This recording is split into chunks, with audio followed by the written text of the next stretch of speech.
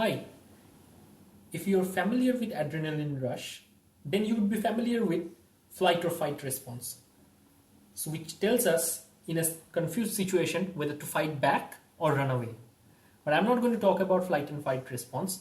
Rather, I would talk about how epinephrine regulates one aspect of this flight and fight response, and under stress condition, how epinephrine regulates glucose synthesis. And glucose is important because glucose is a raw source of fuel for the body under stress condition, definitely.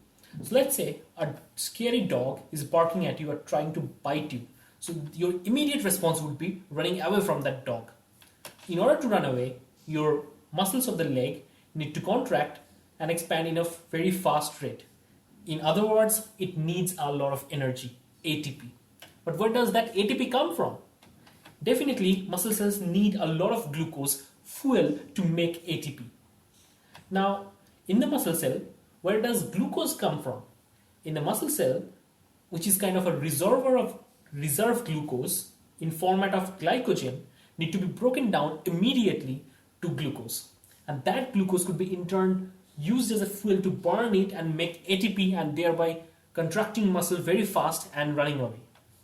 So let's just see how the adrenaline rush works. So epinephrine bind onto the beta adrenergic receptor on the muscle cells and allowing a G protein cascade to occur. The G alpha subunit of this G protein replaces its GDP with GTP and gets activated.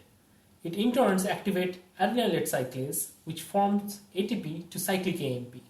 Now cyclic AMP activates protein kinase A or PKA and releases its catalytic subunit from the regulatory subunits.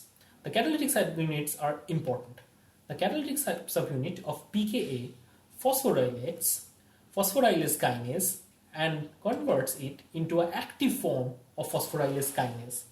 Now, phosphorylase kinase is very important because it controls several important rate-limiting enzymes in the glycogenolysis pathway, where glycogen is broken down to glucose. So let us see what phosphorylase kinase control. Phosphorylase kinase convert phosphorylase to an active format.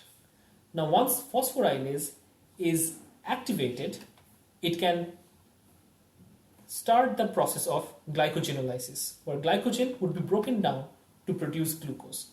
So we saw that how epinephrine can in turn work via G protein signaling cascade, lead to protein kinase A activation, and thereby activation of phosphorylase, which is a key enzyme in glycogenolysis pathway, and thereby a fast glucose burning mechanism could occur in the muscles, and that gives us the energy to run away from that scary dog. So if you like my video, give it a quick thumbs up. Don't forget to like, share, and subscribe. Thank you.